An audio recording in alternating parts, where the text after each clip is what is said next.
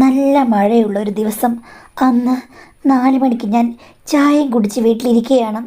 ആ സമയത്ത് വീട്ടിൽ ഭർത്താവില്ല, അമ്മായിമ്മയില്ല. അമ്മായിച്ചൻ പുറത്തു പോയിരിക്കുകയാണ്.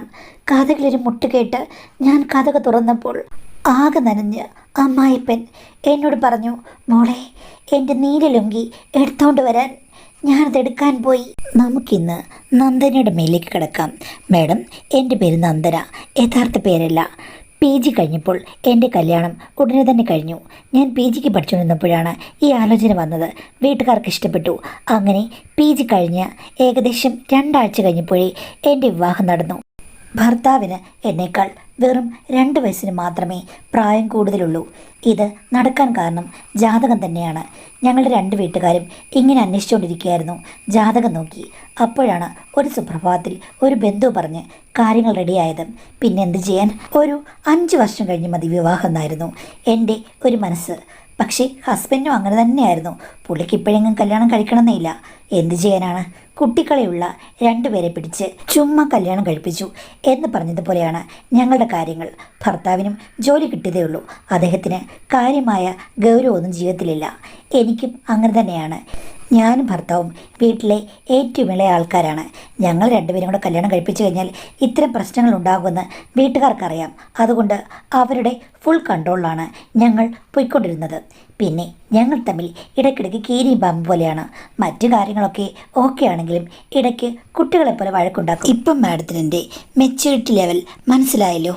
എൻ്റെ മനസ്സിൽ ഇങ്ങനെയുള്ളൊരു ഭർത്താവായിരുന്നില്ല. നല്ല കട്ടത്താടി, ഷേപ്പ് ചെയ്ത കട്ടത്താടിയുള്ള, ഇത്തിരി ഇരുണ്ട നിറമുള്ള, ബലിഷ്ഠനായ, ഒത്തിരി മച്യൂരിറ്റിയുള്ള ഒരു പുരുഷൻ. അങ്ങനെ ഒരാളെ ഞാൻ പലപ്പോഴും സ്വപ്നത്തിൽ കണ്ടിട്ടുണ്ട്, തിരഞ്ഞിട്ടുണ്ട്. പക്ഷെ കിട്ടിയത് അമൂൽ ബേബി പോലെ സുന്ദരനായ ഒരു പുരുഷൻ. പക്ഷേ എന്തോ എൻ്റെ സ്വപ്നവുമായിട്ട് യാതൊരു സാമ്യമുള്ള ആളെയല്ല എനിക്ക് കിട്ടിയത്. സൗന്ദര്യമുള്ള ഹസ്ബൻഡാണെങ്കിലും എൻ്റെ കൺസെപ്റ്റിൽ എന്തൊക്കെയോ പ്രശ്നങ്ങളുണ്ടായിരുന്നു. ഒരു ദിവസം വഴക്കിട്ടപ്പോൾ ഞാൻ ഹസ്ബൻഡിനോട് പറഞ്ഞു. ഹസ്ബൻഡ് അത് കേട്ട് പൊട്ടിച്ചിരിച്ചു. നിനക്ക് എപ്പോൾ വേണമെങ്കിലും പോകാം. ഞാൻ സ്വതന്ത്രനായി. ശരിക്കും പറഞ്ഞാൽ എനിക്ക് കുറച്ചുകൂടി മതാലസ്യായ ഒരു പെണ്ണിനോടായിരുന്നു ഇഷ്ടം എന്നൊക്കെ പറഞ്ഞ് എന്നെ ദേഷ്യം പിടിപ്പിക്കാൻ ശ്രമിക്കും. എന്നാലും ഞങ്ങൾ ഇടയ്ക്കിടയ്ക്ക് ഒത്തുപോയിക്കൊണ്ടിരുന്നു. കുട്ടികൾ എന്തായാലും 5 വർഷം കഴിഞ്ഞ് മതി എന്നുള്ളതായിരുന്നു ഞങ്ങളുടെ പ്ലാൻ. അതുകൊണ്ട് കാര്യങ്ങളിൽ ഒന്നും ഒരു തടസ്സം ഉണ്ടാക്കാതെ ഇരിക്കാൻ ഞങ്ങൾ പരമാവധി ശ്രദ്ധിച്ചിരുന്നു. എന്തൊക്കെ പ്രിക്കോഷൻസ് ആണോ എടുക്കേണ്ടത് അതൊക്കെ എടുത്തു തന്നെയാണ് മുന്നോട്ട് പോയത്. ഇടയ്ക്ക് പക്ഷേ കുട്ടികളെക്കാൾ ഭീകരമായി വഴക്കുണ്ടാക്കും. അമ്മായിച്ചനും അമ്മായിയമ്മയും ചിലപ്പോൾ വന്ന് ഇടപെടും. എൻ്റെ അമ്മായിച്ചന് 3 കടകളുണ്ട്. ഒരു കൊച്ചു മുതലാളിയാണ്. പുള്ളി എല്ലാ ദിവസമൊന്നും പോകാറില്ല. സ്റ്റാഫിനെയൊക്കെ നോക്കാൻ വേണ്ടിയിട്ട് ഇടയ്ക്കിടയ്ക്ക് പോകും. അതൊക്കെ നല്ല സ്മൂത്തായിട്ട് പോകുന്നുണ്ട്. അമ്മായിമ്മ രാഷ്ട്രീയത്തിൽ ഇത്തിരി ആഭിമുഖ്യമുള്ള ആളാണ്. മിക്കവാറും ഇവിടെ കാണില്ല. അമ്മായിച്ചൻ ടൂറുകളൊക്കെ പോകുന്നതിലും ഒത്തിരി ഇഷ്ടമുള്ള ആളാണ്. പക്ഷേ 2 പേരും തമ്മിൽ അങ്ങനെ ടൂറൊന്നും പോകാറില്ല. 2 പേരും 2 വഴിക്കാണ്. പക്ഷേ വഴക്കൊന്നുമില്ല. ഞങ്ങളെപ്പോലെയല്ല, വളരെ അണ്ടർസ്റ്റാൻഡിങ് ആയിട്ടുള്ള പാർട്ട്നേഴ്സാണ് അവരെന്ന് എനിക്ക് തോന്നാറുണ്ട്. അവരെ കണ്ടുപിടിക്കണമെന്ന് ഞാൻ ഹസ്ബൻഡിനോട് പറയും. ഹസ്ബൻഡ് അപ്പോൾ എന്നോട് തിരിച്ചു പറയും, നീയും കണ്ടുപിടിക്കാൻ. എന്തായാലും ഞാൻ ഉടനെ തന്നെ മറ്റൊരു കോഴ്സിന് പഠിക്കാൻ ചേർന്നു. അതിലൊന്നും ഹസ്ബൻഡിന് ഒരു പരാതിയുമില്ല. എത്ര വേണമെങ്കിലും പഠിക്കാം. 2 വീട്ടുകാർക്കും അതിഷ്ടവുമാണ്. പക്ഷേ ഹസ്ബൻഡ് ഞാൻ പഠിക്കാൻ പോകുന്നതിന് മുമ്പ് അങ്ങ് പോകും. പ്രൈവറ്റ് സ്ഥാപനത്തിലാണ് ഞാൻ പഠിക്കുന്നത് കൊണ്ട് എനിക്ക് 10 മണി മുതൽ ഉച്ചയ്ക്ക് 2 മണി വരെ മാത്രമേ ക്ലാസ് ഉള്ളൂ. അത് കഴിയുമ്പോൾ ഞാൻ തിരിച്ചു വരും. മിക്കവാറില്ലേ അമ്മായിച്ചനാണ് എന്നെ കൊണ്ടുവരുന്നതും ഒക്കെ. പുള്ളി മിക്കവാറും ടൗണിൽ കാണുവേ, അതുകൊണ്ടാണേ. ഒരു ദിവസം എൻ്റെ ക്ലാസ് കഴിഞ്ഞ് ഞാൻ താഴെ വന്ന് അമ്മായിച്ചനെ വിളിച്ചു. പുള്ളി സിറ്റിയിലുണ്ടോയെന്ന് അറിയാൻ വേണ്ടിയിട്ട്. ഉണ്ട് മോളെ, ഞാൻ ഇപ്പോൾ വരാമെന്ന് പറഞ്ഞു. പക്ഷേ വന്നപ്പോൾ മുൻപിൽ വേറൊരു സ്ത്രീയും ഉണ്ടായിരുന്നു. ഞാൻ പുറകിൽ കയറി. ടൗണിലെ ഒരു പ്രശസ്തമായ സ്ഥാപനത്തിൻ്റെ പേര് പറഞ്ഞിട്ട് അതിൻ്റെ ഉടമയാണ്. പുള്ളിക്കാരി ഹസ്ബൻഡും കൂടാണ് അത് നടത്തുന്നതെന്ന് പറഞ്ഞു. ഞാനോർത്തു ബിസിനസ്സുകാർ തമ്മിൽ ബിസിനസ് ബന്ധങ്ങളൊക്കെ ഉണ്ടാകില്ലേ. അപ്പോൾ അയ്യോ, ഈ കുട്ടി ഫോട്ടോയിലൊക്കെ കാണുന്നതിനേക്കാൾ ചെറിയ കുട്ടിയാണല്ലോ. സോറി മോളെ, കല്യാണത്തിന് വരാൻ പറ്റിയില്ല. ഞാനാണെങ്കിൽ ഫേസ്ബുക്കിലും മറ്റുമാണ് നിങ്ങളുടെ വീഡിയോ ഒക്കെ കണ്ടത്. അമ്മായിച്ചൻ പറഞ്ഞു, അല്ലെങ്കിലും അവർ രണ്ടുപേരും കുഞ്ഞുങ്ങളല്ലേ, പിന്നെ കല്യാണപ്രായമായപ്പോൾ ജാതകം മൂലം അങ്ങ് കല്യാണം കഴിച്ചതേ ഉള്ളൂ. രണ്ടുപേരുടെയും കല്യാണ സമയം ഇനിയും കിടക്കുന്നേ ഉള്ളൂ. അതുകൊണ്ട് ഇവർക്ക് രണ്ടുപേർക്കും ഇപ്പോഴെങ്കിലും കുട്ടികളുണ്ടാകുമെന്ന് പ്രതീക്ഷിക്കേണ്ട കാര്യമില്ല. ഇവർ രണ്ടുപേരും കുഞ്ഞുങ്ങളാണല്ലോ, മെച്യൂരിറ്റി ആയിട്ട് മതിയെന്ന് ഞാൻ എൻ്റെ മോനോട് പറഞ്ഞിട്ടുണ്ടെന്ന് പറഞ്ഞു. അത് കേട്ട് ആ സ്ത്രീ പൊട്ടിച്ചിരിച്ചു. അതാണ് നല്ലത്. പക്ഷേ ചേട്ടാ, വേറൊരു കാര്യമുണ്ട്. പിള്ളേരല്ലേ, അവർക്ക് അബദ്ധം എപ്പോൾ വേണേലും പറ്റാം എന്ന് പറഞ്ഞ് എന്നെ ഒന്ന് നോക്കി. അമ്മായച്ചൻ്റെ മുന്നിൽ വെച്ച് അങ്ങനെ സംസാരിച്ച് കഴിഞ്ഞപ്പോഴേക്കും ഞാനൊന്ന് ചമ്മി. പക്ഷേ പിന്നെ ഞാൻ ഓർത്തു, അമ്മായച്ചൻ എൻ്റെ ഭർത്താവിനോട് പറഞ്ഞിട്ടുണ്ടല്ലോ, അച്ഛനും മകനും അങ്ങനെ സംസാരിക്കാമെങ്കിൽ പിന്നെ എന്താണ് എന്നോർത്ത് ഞാൻ ചിരിച്ചു കാണിച്ചു. അപ്പോഴേക്കും അമ്മായച്ചൻ കുലുങ്ങി ചിരിച്ചു. അവരും ചിരിച്ചു. രണ്ടുപേരും അങ്ങോട്ടും ഇങ്ങോട്ടും നോക്കുന്നു. എനിക്കെന്തോ വല്ലാത്തൊരു ജാള്യത തോന്നി. എന്നെ ഉദ്ദേശിച്ചാണോ ചിരിക്കുന്നത്, അതോ ഇവർ തമ്മിൽ എന്തെങ്കിലും ഇൻ്റർ കണക്ഷൻസ് ഉണ്ടോ എന്ന് എനിക്ക് തോന്നിപ്പോയി. കുറച്ചു നേരം കഴിഞ്ഞപ്പോഴേക്കും അവർ ടാറ്റ പറഞ്ഞിറങ്ങിപ്പോയി. ആ പോകാൻ നേരത്തെ എന്നോട് പറഞ്ഞു, എൻ്റെ പൊന്നു മോളെ, മോളുടെ അമ്മായിമ്മയോട് പറയരുതേ ഞാൻ ഈ കാറിൽ കയറിയെന്ന്, എങ്കിൽ പിന്നെ അവിടെ അടിനാശം വെള്ളപ്പൊക്കമായിരിക്കും എന്ന് പറഞ്ഞു. പെട്ടെന്ന് അവർ പോവുകയും ചെയ്തു. ഉടനെ തന്നെ ഞാൻ അമ്മായിച്ചോട് ചോദിച്ചു, എന്താ അവരങ്ങനെ പറഞ്ഞെന്ന്. എടി, ഞങ്ങളുടെ അസോസിയേഷൻ മീറ്റിംഗ് ഒക്കെ കൂടുമ്പോൾ സിനി പണ്ട് തൊട്ടേ എന്നോട് നല്ല സ്നേഹത്തിൽ പെരുമാറും. അത് പക്ഷേ നിന്റെ അമ്മായിമ്മയ്ക്ക് ഒട്ടും ഇഷ്ടപ്പെടില്ല. പക്ഷേ നിങ്ങളിതൊന്നും പറഞ്ഞ് വഴക്കുണ്ടാക്കുന്നത് ഞാൻ കേട്ടിട്ടില്ലല്ലോ. എടി, എല്ലാവരും അഡ്ജസ്റ്റ്മെൻ്റ് അല്ലേ. നിങ്ങൾ വഴക്കുണ്ടാക്കുന്നത് ഞങ്ങൾ അറിയുന്നു. അത് നിങ്ങളുടെ മിടുക്കുകേട്. ഞങ്ങളുണ്ടാക്കുന്ന വഴക്കുകൾ ആരും അറിയുന്നില്ല. അത് ഞങ്ങളുടെ മിടുക്ക് എന്ന് പറഞ്ഞു. അപ്പോൾ എല്ലാ ദമ്പതികൾക്കിടയിലും ഒരുപോലെയാണോ? ഒരുപോലെയൊന്നും അല്ലെങ്കിലും ഏറ്റക്കുറച്ചിലുണ്ടെങ്കിലും കാര്യങ്ങളൊക്കെ ഇങ്ങനെ തന്നെയാണ്. അച്ഛാ, ഈ സ്ത്രീ എങ്ങനെയാ? നീ എന്താ ഉദ്ദേശിച്ചെന്ന് എനിക്ക് മനസ്സിലായി. അവൾ എന്നോട് ഡയറക്റ്റായിട്ട് ചോദിച്ചിട്ടുള്ളതാണ് എവിടെയെങ്കിലും ടൂറൊക്കെ പോകാമെന്നും. ഞാൻ പിന്നെ അതിന് വലിയ പ്രാധാന്യമൊന്നും കൊടുത്തിട്ടില്ല. കാര്യം എല്ലാവരും അങ്ങോട്ടും ഇങ്ങോട്ടൊക്കെ അറിയാവുന്നവരാണല്ലോ. അപ്പോൾ പിന്നെ എന്തെങ്കിലും അലകുലത്ത് കാണിച്ചു കഴിഞ്ഞാൽ പ്രശ്നങ്ങളാകും. അതുകൊണ്ടാണ്. അല്ലെങ്കിൽ അച്ഛനൊക്കെ ആയിരുന്നോ സേഫായിട്ടുള്ള ഏതെങ്കിലും യാത്രകളൊക്കെ ആണെങ്കിൽ പിന്നെ. പക്ഷേ എങ്ങനെ സേഫ് ആകും? നിൻ്റെ അമ്മായിമ്മ ഇങ്ങനെ മല പോലെ നിൽക്കുകയല്ലേ, രാഷ്ട്രീയപരമായിട്ടും വലിയ ആക്റ്റീവാണ്, എവിടെ പോയാലും കണ്ടുപിടിക്കും. അതുകൊണ്ട് ഞാനൊരു തലവേദനയ്ക്ക് പോയിട്ടില്ല. അപ്പം അച്ഛന് നല്ല ആഗ്രഹമുണ്ട്. ആഗ്രഹമില്ലെന്ന് പറഞ്ഞാൽ അത് കള്ളത്തരമാണ്. എല്ലാ മനുഷ്യർക്കും ആഗ്രഹമുണ്ട്. പക്ഷേ ഈ ആഗ്രഹങ്ങൾ സാധിക്കാനുള്ള സിറ്റുവേഷൻസ് ഒന്നും കുടുംബമുള്ളവർക്ക് കിട്ടില്ല. അതാണ് ഏറ്റവും വലിയ പ്രശ്നം. അപ്പോൾ കുടുംബജീവിതത്തിൽ വിശ്വസ്തത ആവശ്യമില്ലെന്നാണോ അച്ഛൻ പറഞ്ഞത്? മോളെ, നമ്മുടെ സാഹചര്യം നമ്മളെപ്പോഴും നോക്കണം. ചുറ്റുപാട് നോക്കുക. നമ്മുടെ സാഹചര്യം അനുകൂലമാണെങ്കിൽ പമ്മിയിരിക്കുന്ന പുലിയെപ്പോലെ നമ്മൾ കുതിക്കുക, ഇല്ലെങ്കിൽ നമ്മൾ സമാധാനമായി പോവുക. അപ്പോൾ അച്ഛന് സദാചാരമൊന്നുമില്ലേ? ഉണ്ട് മോളെ, അതാണ് എൻ്റെ സദാചാരം. ഞാനിങ്ങനെ ശ്രദ്ധിക്കും. ആരും അറിയരുത്, അത് എൻ്റെ സദാചാരം. ആരും അറിഞ്ഞില്ലെങ്കിൽ എൻ്റെ സദാചാരം അവിടെ തന്നെ ഇരിക്കില്ലേ? ഇത്ര ഉള്ളടി, അല്ലാതെ വലിയ കാര്യമൊന്നുമില്ല. ആയ കാലത്ത് അച്ഛൻ ഒരു റോമിയോ ആയിരുന്നെന്ന് തോന്നുന്നു. എൻ്റെ ഹസ്ബൻഡ് പറഞ്ഞിട്ടുണ്ട് പണ്ട് ഒത്തിരി കാമുകിമാർ കോളേജിലുണ്ടായിരുന്നെന്ന്. ആ, അങ്ങനൊരു കാലം എനിക്കുണ്ട്. പിന്നെ ഇപ്പം ആയ കാലം നീ പറഞ്ഞതിനെ കളയാക്കണ്ട. ഇപ്പോഴും എനിക്ക് ആയ കാലമാണ്. ഇപ്പോഴും ഉണ്ട് 3-4 കാമുകിമാർ. പക്ഷെ എന്ത് ചെയ്യാനാണ്? നിൻ്റെ അമ്മായിയമ്മ താടക പോലെ നിൽക്കുകയല്ലേ. അവളെ പേടിച്ച് ആർക്കും ആ വഴി നടക്കാൻ പറ്റില്ല. പക്ഷേ അച്ഛനേക്കാൾ ബിസിയാണല്ലോ അമ്മ. പല സ്ഥലത്തും കറങ്ങി നടക്കുന്നു, പല സമയത്ത് വരുന്നു. അച്ഛന് തിരിച്ച് ഈ സംശയങ്ങളൊക്കെ ഇല്ലേ? സത്യം പറഞ്ഞാൽ എനിക്ക് വലിയ സംശയമൊന്നുമില്ല. അതെന്താ, അവൾ ഒരു അരസകത്തിയാടി. ഇപ്പോൾ അവൾക്ക് ഒരാളോട് ഇഷ്ടം തോന്നുകയാണ്. അയാളുടെ അടുത്ത് പോയെന്ന് പറഞ്ഞാലും അവിടെ കാര്യമായി ഒന്നും സംഭവിക്കാനില്ല. ഒരു മരത്തടി ഇവിടുന്ന് ലോഡ് ചെയ്ത് വേറൊരിടത്ത് അൺലോഡ് ചെയ്യുന്ന പോലെ ഇരിക്കും. അത്രയേ ഉള്ളൂ. ചുരുക്കം പറഞ്ഞാൽ വലിയ റെസ്പോൺസ് ഒന്നുമില്ല. അങ്ങനെയുള്ള സ്ത്രീകൾ ഇപ്പം ആരെങ്കിലും കണ്ട് മോഹിച്ചിട്ട് എന്ത് ചെയ്യാനാണ്? അവരുടെ പുറകെ നടക്കുന്ന ചെറുപ്പക്കാരും വിഡ്ഢികളാണ്. കാര്യം ആദ്യത്തെ ഒരു കാഴ്ചയിൽ ഭംഗി തോന്നി കുറേ നാൾ നടക്കും. അവസാനം കാര്യത്തോടടുക്കുമ്പോഴല്ലേ കാര്യങ്ങൾ മനസ്സിലാകുക. അതോടുകൂടി ആ ബന്ധം പൊട്ടും. അതുകൊണ്ട് എൻ്റെ ഭാര്യയ്ക്ക് ദീർഘകാല ബന്ധങ്ങൾ ഉണ്ടാകുമെന്ന് എനിക്ക് തോന്നുന്നില്ല. അപ്പോൾ അച്ഛന് തന്നൊരു പ്രശ്നമല്ലേ മോളെ? കുടുംബം എന്ന് പറയുമ്പോഴേക്കും നമ്മളവിടെ എല്ലാം മെയിൻറ്റെയിൻ ചെയ്ത് അഭിനയിച്ച് നിർത്തുക എന്ന് വെച്ചിട്ട് നമ്മളുടെ ഇഷ്ടങ്ങളൊന്നും ഒരിക്കലും നമ്മൾ ഉപേക്ഷിക്കരുത്. അതിങ്ങനെ സൈഡിൽ കൊണ്ടുപോയാൽ മതി. ഒരു പ്രശ്നം ഉണ്ടാകില്ല, എല്ലാം സ്മൂത്തായിട്ട് പോകും. പക്ഷേ ഞാൻ ഈ പറഞ്ഞതുപോലെ സദാചാരം ആരും അറിയാതിരിക്കുക എന്ന് പറഞ്ഞ് അച്ഛൻ പൊട്ടിച്ചിരിച്ചു. ചിരിച്ചു. ഞാനൊന്നും മിണ്ടിയില്ല. അപ്പം അച്ഛൻ പറഞ്ഞു, നീ ഇങ്ങനെ ഓർക്കുകയായിരിക്കും, ഈ അച്ഛനെ ഇപ്പോഴും കുറേ സഖിമാരെ കാണും. അതുമാത്രമല്ല, എൻ്റെ ഭർത്താവ് ഇപ്പോൾ ഓഫീസിൽ പോയിട്ടുണ്ട്, അയാൾക്കും കാണും കുറേ പെണ്ണുങ്ങളുമായിട്ട് കൂട്ടുകെട്ട് എന്നൊക്കെയല്ലേ നീ വിചാരിച്ചത്? ഞാൻ എൻ്റെ ഭർത്താവിൻ്റെ കാര്യമൊന്നും വിചാരിച്ചില്ല. അത് അച്ഛൻ പറഞ്ഞ പോലെ തന്നെ, ചെമ്മീൻ ചാടിയാൽ മുട്ടോളം ഇല്ലെങ്കിൽ ചട്ടിയോളം, അത്രയേ ഉള്ളൂ. പിന്നെ അച്ഛൻ്റെ കാര്യം ഞാൻ ആലോചിച്ചു. അച്ഛൻ ഇപ്പോഴും കാണും കുറേ കണക്ഷൻസ്, ഈ സ്ത്രീ ഉൾപ്പെടെ എന്ന് വിചാരിച്ചു. എൻ്റെ ഭർത്താവിനെ പറ്റി ഞാൻ ഒട്ടും വിചാരിച്ചില്ല. അപ്പോൾ മോളെ, നിങ്ങൾ തമ്മിൽ എന്തൊക്കെയോ പ്രശ്നങ്ങളുണ്ടോ? പ്രശ്നങ്ങളൊന്നുമില്ല, പക്ഷേ പൊരുത്തക്കേടുകൾ ഒത്തിരിയുണ്ട്. അതൊന്നും സാരമില്ല, ഒരു 3-4 വർഷം കഴിയുമ്പോഴേക്കും അത് ശരിയാകും. എന്താ, നല്ല പൊരുത്തം ഉണ്ടാകുമോ? അതൊക്കെ ഒരു ശീലമാകും. ശീലമാകുന്നതാണല്ലോ പൊരുത്തം എന്ന് പറഞ്ഞ് അച്ഛൻ ചിരിച്ചു. മോളുടെ കാര്യം നോക്ക്, ഇപ്പോൾ പഠിക്കാനൊക്കെ പോവുകയല്ലേ, അതിലൊക്കെ കോൺസെൻട്രേറ്റ് ചെയ്യും. പിന്നെ അവൻ പതുക്കെ ശരിയായിക്കോളും. അവൻ്റെ അമ്മയുടെ സ്വഭാവമാണ്. എനിക്ക് ഒരു ഉപദേശം മാത്രമേ മോളോടുള്ളൂ. നമ്മൾ നമ്മുടെ ഇഷ്ടത്തിന് ജീവിക്കുക, പക്ഷേ നമ്മൾ ചെയ്യുന്നത് കൊണ്ട് നമ്മളുടെ കുടുംബത്തിനോ ദാമ്പത്യത്തിനോ പ്രശ്നം ഉണ്ടാകരുത്. രഹസ്യമായി സൂക്ഷിക്കുക, പ്രശ്നങ്ങൾ ഉണ്ടാകാതെ പോവുക. അത് കേട്ട് കഴിഞ്ഞപ്പോഴേക്കും എൻ്റെ മനസ്സിന് ഒരാശ്വാസം തോന്നി. ജീവിക്കാൻ ഒത്തിരി കപടബുദ്ധി നമുക്ക് വേണം, ഇല്ലെങ്കിൽ ജീവിക്കാൻ പറ്റില്ലെന്ന് അച്ഛൻ തന്നെ പറഞ്ഞ് പിന്നീടും എനിക്ക് മനസ്സിലായി. അച്ഛൻ നിഗൂഢമായ പല കാര്യങ്ങളും മാനേജ് ചെയ്യുന്നൊരു വ്യക്തിയാണ്. അതേപോലെ എൻ്റെ ജീവിതത്തിലെ കാര്യങ്ങളും ഇനി ഞാൻ രഹസ്യമായി മാനേജ് ചെയ്യുമെന്ന് അന്ന് ഞാൻ തീരുമാനിച്ചു. അന്ന് ഒരു ഞായറാഴ്ചയായിരുന്നു. എനിക്ക് ക്ലാസ് ഇല്ല. അമ്മായിച്ച് രാവിലെ പോയതാണ്. അമ്മായിമ്മ ഉച്ചയായപ്പോൾ എനിക്ക് പാർട്ടിയുടെ ഒരു യോഗമുണ്ട് മോളെ, ഞാൻ പോകുക. ഹസ്ബൻഡ് രാവിലെ മുതൽ അവിടെ ഇല്ല. കാര്യം, അവർ തിങ്കളാഴ്ച ഒരു ലീവ് എടുത്തിട്ട് ടൂർ പോയിരിക്കുകയാണ്, ഫ്രണ്ട്സ് എല്ലാവരും കൂടി. ഭർത്താവിനങ്ങനെ പല ഗ്രൂപ്പ് ടൂറുകളുമുണ്ട്. ഒന്ന് കോളേജിൽ പഠിച്ച ഗ്രൂപ്പ്, +2 പഠിച്ചത്, പിന്നെ ഹൈസ്കൂളിൽ പഠിച്ചത്, അങ്ങനെ പല രീതിയിലുണ്ട്. എവിടെയെങ്കിലും പോകട്ടെ എന്ന് ഞാനും കരുതും.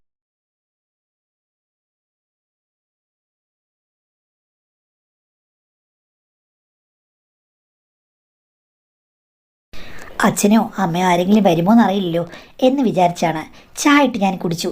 ഇനി അവർ വരുമ്പോൾ അവർക്കുണ്ടാക്കി കൊടുക്കാം എന്ന് വിചാരിച്ച് ചായയും കുടിച്ച് ചിപ്സും കഴിച്ചുകൊണ്ട് വെറുതെ ഇരുന്നപ്പോഴാണ് വാതിലിൽ ഒരു മുട്ട് കെട്ടത്. അമ്മയായിരിക്കും, മഴ കൊണ്ട് തിരിച്ചു വന്നായിരിക്കും എന്ന് വിചാരിച്ച് ഞാൻ ഓടിച്ചെന്ന് കതക് തുറന്നപ്പോഴുണ്ട് അമ്മായിച്ചനാണ്.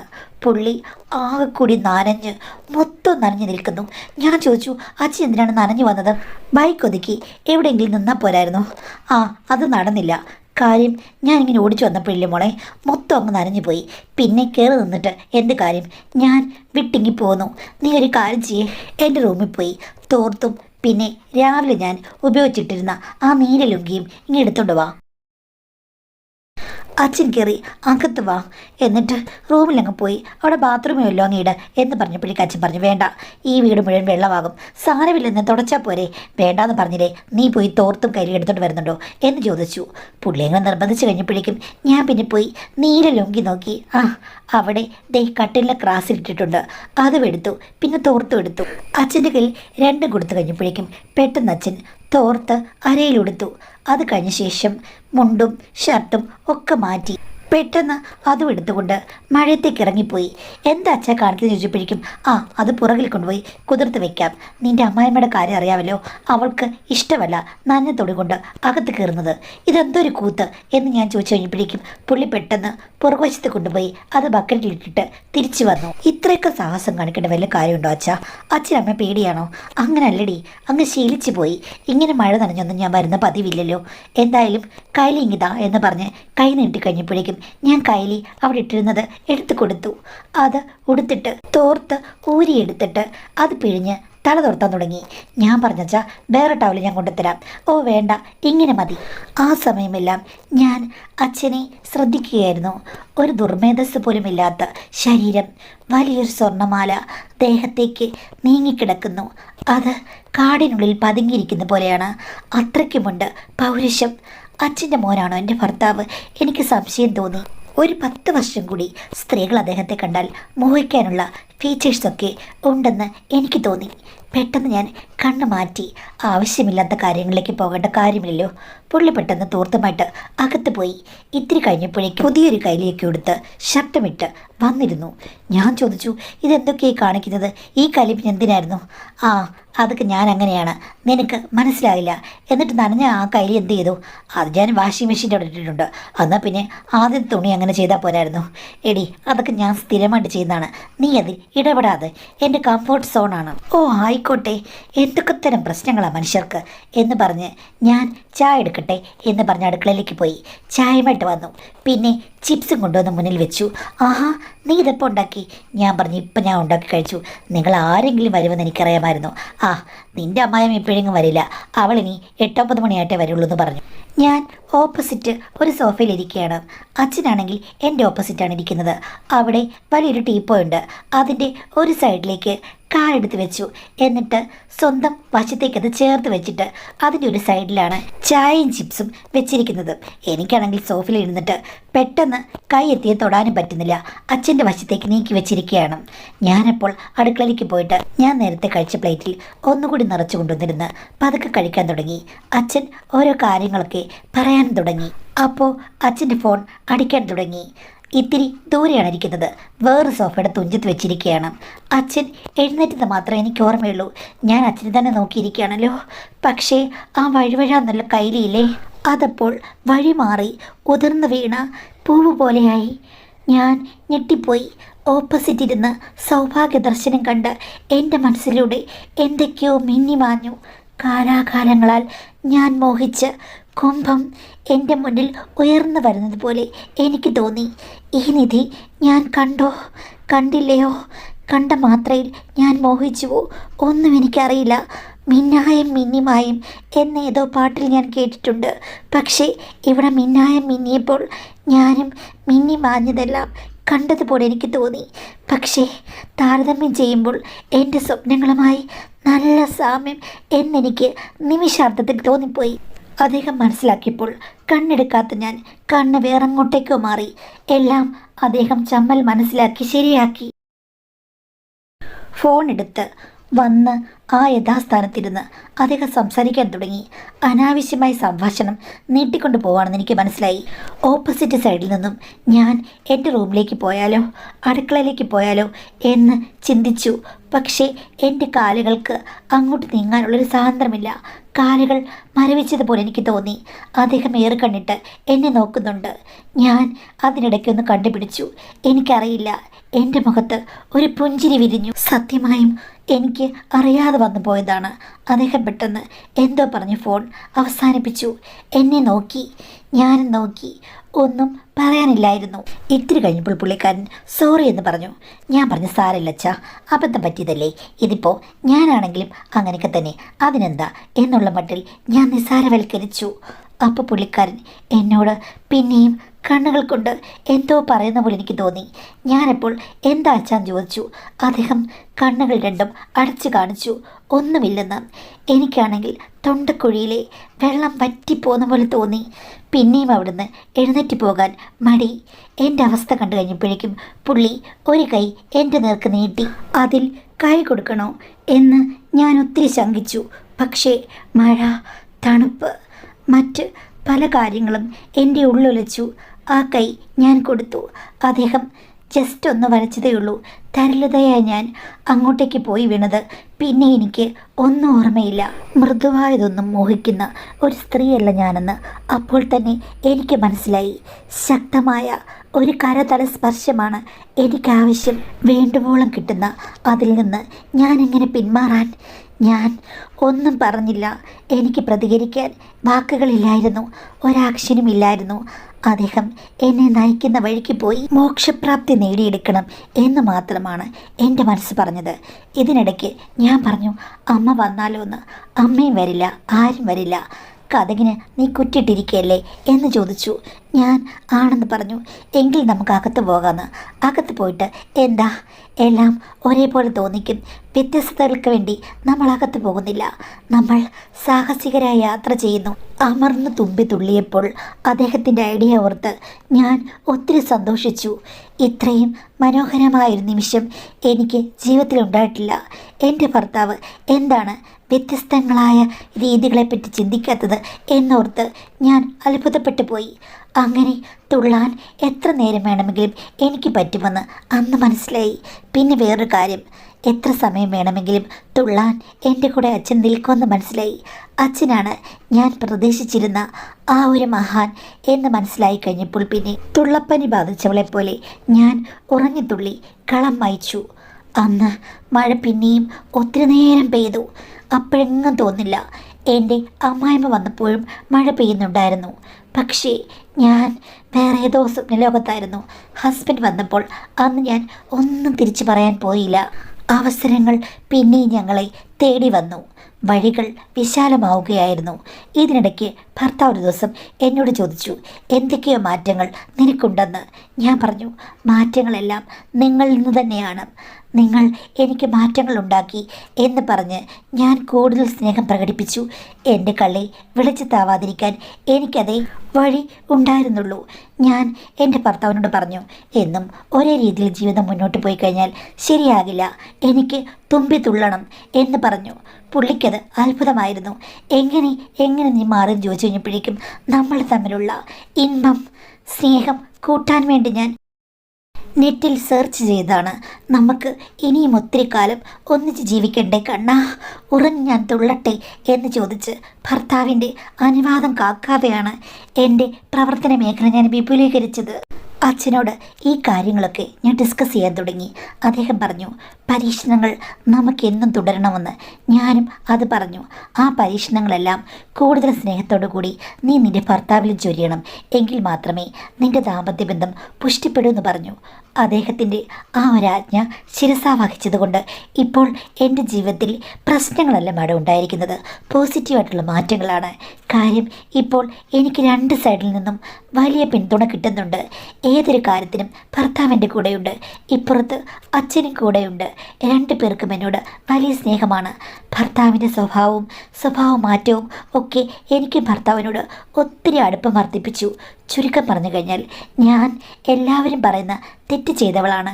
പക്ഷേ അതുകൊണ്ട് എൻ്റെ ജീവിതം കൂടുതൽ പുഷ്ടിപ്പെടുകയാണ് ചെയ്തത്.